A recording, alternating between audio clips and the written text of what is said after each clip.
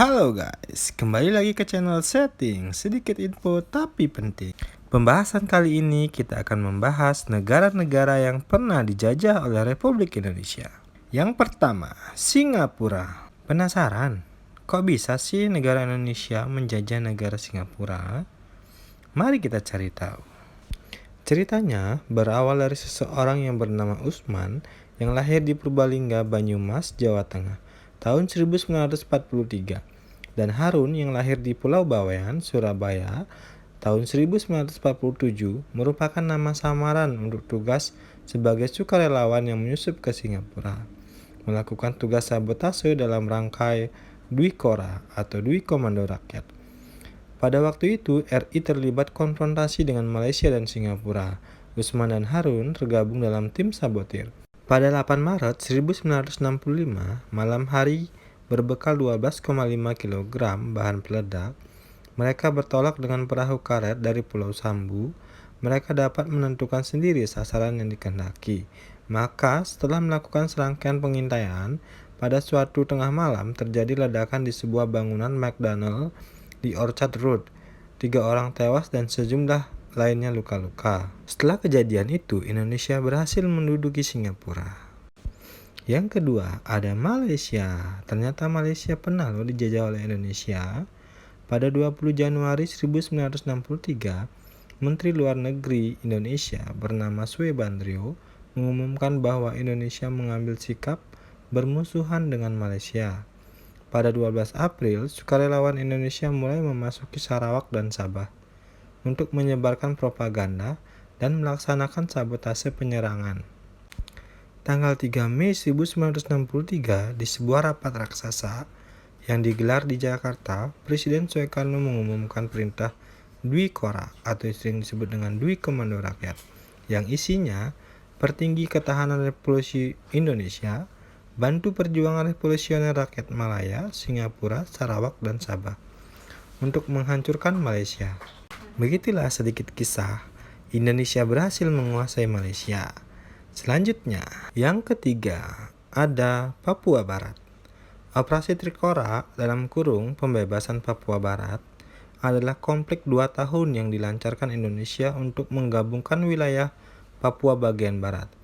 Pada tanggal 19 Desember 1961, Presiden Soekarno mengumumkan pelaksanaan Trikora di alun-alun utara Jogja. Soekarno juga membentuk Komando Mandala. Mayor Jenderal Soeharto diangkat sebagai Panglima. Tugas komando ini adalah merencanakan, mempersiapkan, dan menyelenggarakan operasi militer untuk menggabungkan Papua bagian barat dengan Indonesia. Hingga sekarang, Papua Barat termasuk dalam wilayah Indonesia. Yang keempat, ada Timor Leste dengan Operasi Soroja. Operasi Soroja adalah sandi untuk invasi Indonesia ke Timor Timur yang terjadi pada tanggal 7 Desember 1975. Pihak Indonesia menyerbu Timor Timur karena adanya desakan dari Amerika Serikat dan Australia yang menginginkan agar Fretilin yang berpaham komunisme tidak berkuasa di Timor Timur.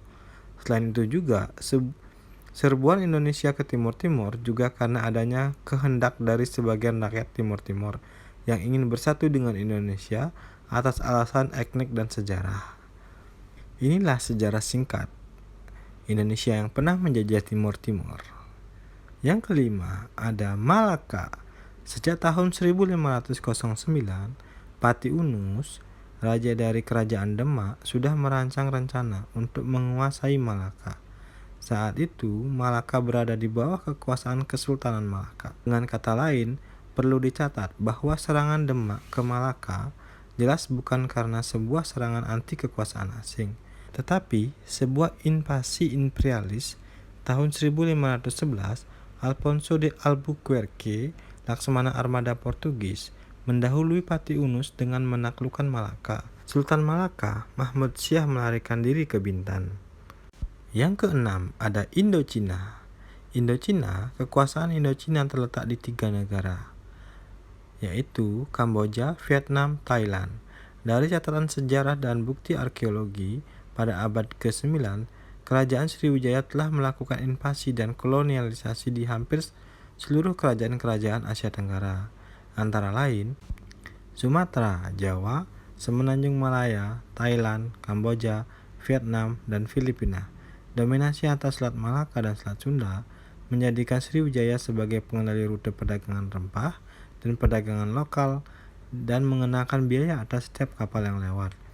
Sriwijaya mengakumulasi kekayaannya sebagai pelabuhan dan gudang perdagangan yang melayani pasar Tiongkok dan Hindia. Berikut adalah sejarah singkat negara Indonesia yang pernah meletakkan kekuasaan pada negara-negara lain. Semoga bermanfaat.